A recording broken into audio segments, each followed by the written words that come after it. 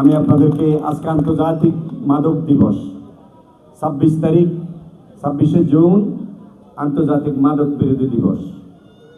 আপনারা যেখানে থাকেন, যারা মাদক নিচ্ছে তাদেরকে ঘৃণা করার মাধ্যমে এই সমস্যার সমাধান সম্ভব নয়। তারা কেউ আমার ভাই, আমার আত্মীয়, আমার বন্ধু, আমার ছেলে, আমারই কেউ। আমরা তাদেরকে বুঝিয়ে মাদকাসক্ত থেকে আমাদের এই সন্তানগুলোকে বাঁচানোর দায়িত্ব আপনাদের যুব সমাজকে গ্রহণ করতে হবে। চোখে চোখ রেখে বলতে হবে যে তুমি এই কাজ করছো ভালো নয়, তাকে বোঝাতে হবে। প্রয়োজনে যেই নিরাময় কেন্দ্রগুলো রয়েছে, আমরা এই নিরাময় কেন্দ্রগুলোতে আপনারা যদি কাউকে এরকম নিতে হয় আমাদের সহযোগিতা নেবেন, আমরা সহযোগিতা করব। তাদেরকে আমাদের সমাজের মূলধারায় ফিরিয়ে আনতে হবে। স্বরাষ্ট্রমন্ত্রীর বক্তব্য অনুসারে 82 লক্ষ লোক আমাদের বাংলাদেশে, 82 লক্ষ লোক রাষ্ট্রের যেই চোখ আছে এই চোখ দিয়ে দেখেছে। আমি মনে করি সংখ্যাটা আরো বেশি হবে। আজকে একজন সংসদে বলছেন যে মাননীয় স্পিকার, মদ খাইতেও দেখা যাচ্ছে লাইসেন্স লাগবে।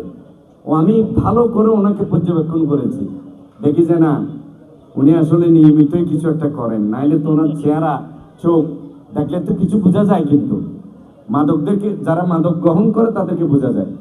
আমরা সবাই এই আন্তর্জাতিক মাদক বিরোধী দিবসে 82 লক্ষ লোক, এটা কি চারটিকারী কথা? আপনি দেখেন 66 জেলা, 82 লক্ষ লোক, সঙ্গে কিন্তু আরো বেশি। সিগারেটকে তো ওভাবে মাদকে নেওয়া হচ্ছে না। সিগারেটের যদি ধরেন তাহলে এটা আরো বাড়বে, কয়েক কোটি হয়ে যাবে। তা আসুন, মাদক মুক্ত সমাজ, সুন্দর পরিবেশ, ন্যায় এবং ইনসাফ ভিত্তিক একটি বাংলাদেশ, এই বাংলাদেশের নেতৃত্ব দিবে।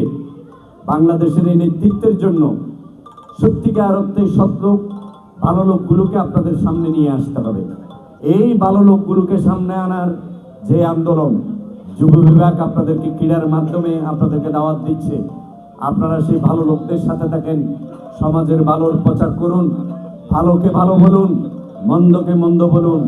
এভাবে আমাদের এই সমাজ উজ্জীবিত হবে ইনশাআল্লাহ। আবারও বিজয়ী টিমকে অভিনন্দন জানাচ্ছি, রানার্স আপ টিমকে অভিনন্দন জানাচ্ছি, আয়োজকদেরকে অন্তঃস্থল থেকে মোবারকবাদ এবং ধন্যবাদ জানাচ্ছি।